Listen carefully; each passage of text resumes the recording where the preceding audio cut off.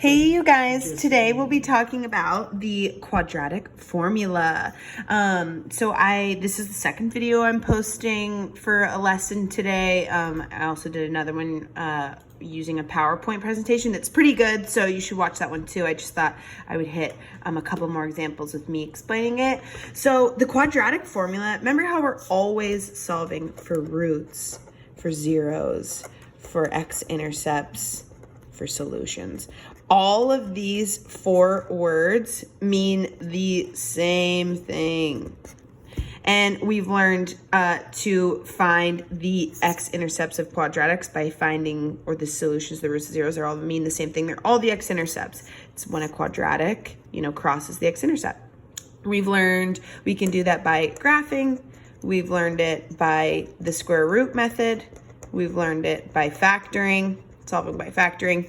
And now I want to teach you the quadratic formula. The quadratic formula is amazing. It's the best because it always works. No matter what, it always works. What do I mean by it always works? Well, you know how I drew you a couple different pictures that quadratics can have? It can either cross twice, like this, or it could look like this, going down and cross twice, and have two different answers. Or it could only just bounce off of the x-axis and only have one answer. Or it's way up here or way down here and it never crosses the x-axis. This is the super weird case. If it never crosses the x-axis, which is what we're looking for x-intercepts. If it never crosses the x-axis, that means that the answers are dun dun dun imaginary. Basically, I imagine this extra axis like off to the side. This is the regular x and y axis that we have all the time. And I imagine this extra one like floating off on the side, and it's rainbow and it's sparkly and it has unicorns on it.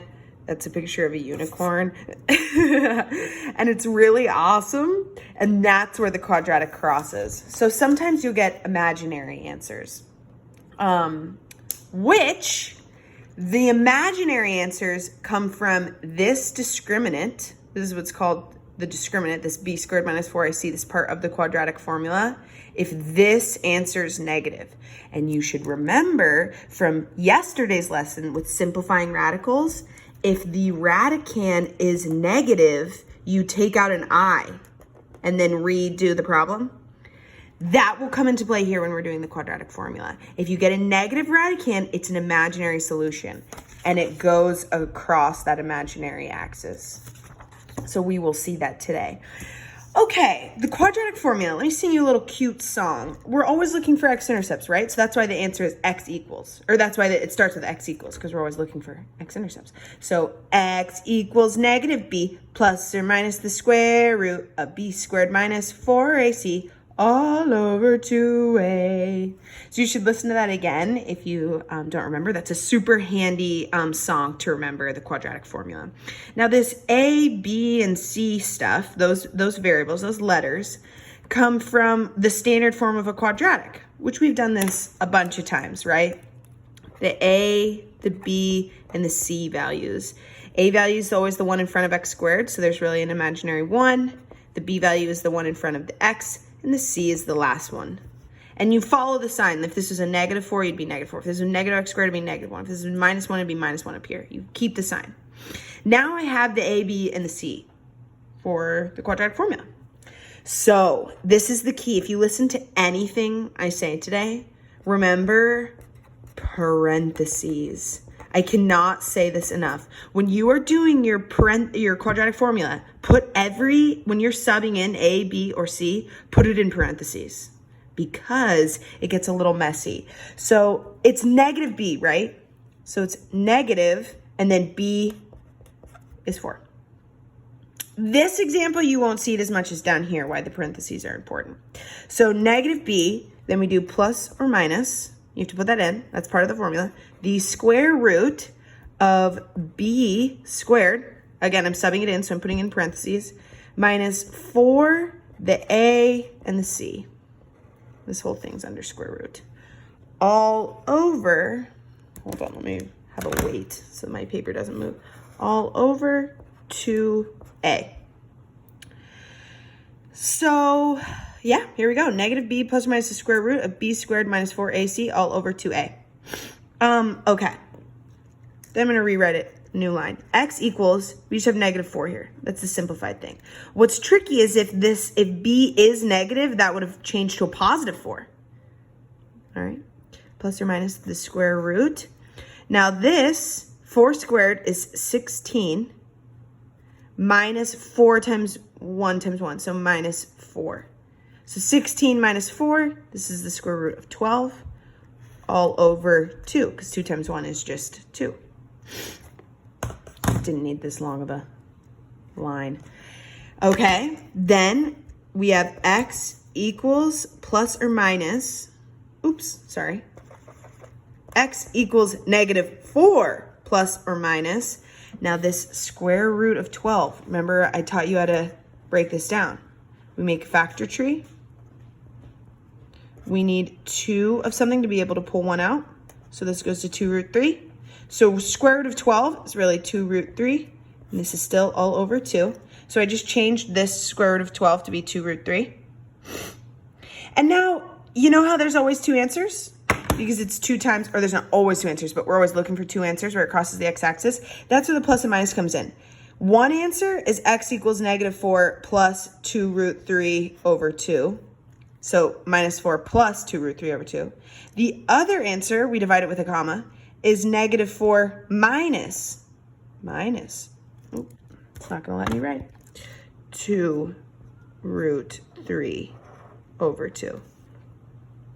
Yeah. So the 2 answers are plus this guy and then minus this guy. And we can actually simplify these further. It's kind of this cute little thing. If the same number goes into this little triangle here, you can simplify it. So the most simplified version would be plus or minus 1 root 3 over 1 and negative 2 minus 1 root 3 over 1, because we could take a 2 out of all of those. But more than likely, this will be your answer that a computer would accept or would be on multiple choice. But just to notice, they do sometimes simplify by the little triangle at the end. But that's the quadratic formula. Now we have to do a little bit harder of an example. So first step always is, I actually do need my paperweight, get the A, the B, and the C values of the quadratic and standard form. Then x equals negative b plus or minus the square root of b squared minus 4ac all over 2a. So every single thing I plugged in, b, a, c, a, I put parentheses in. This is so key because the parentheses shows you something. This is now negative 2. That's a positive 2 now. That's a positive 2. Plus or minus the square root of negative 2 squared. You need parentheses here because this is really negative 2 times negative 2, which is a positive 4. If you didn't put parentheses around it, negative 2 squared becomes negative 4. But the answer is positive 4. So you got to remember your parentheses. Positive 4 minus 12. 4 times 3 is 12. All over 2 times 3 is 6. So the parentheses help you simplify it. So x still equals 2 plus or minus the square root of 4 minus 12 is a negative 8 all over 6. And then how I taught you to break these guys down, negative 8, is to take out an I. Watch my video on simplifying radicals if you don't know what I'm doing. You need 2 of something to be able to pull 1 out. So this would end up becoming 2i root 2. So 2 plus or minus 2i root 2 over 6. So when the discriminant, the thing under the radical, becomes negative, there's imaginary answers in your quadratic. So the two answers would be 2 plus 2i root 2 over 6 and 2 minus 2i root 2 over 6.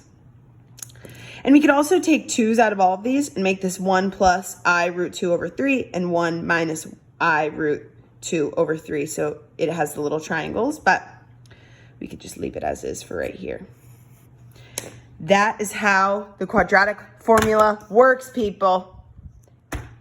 X equals negative b plus minus square root of b squared minus 4ac all over 2a. You get your a, b, and your c values. You plug them in with parentheses. You get your two answers. One of the answers is the plus, the other answer is the minus.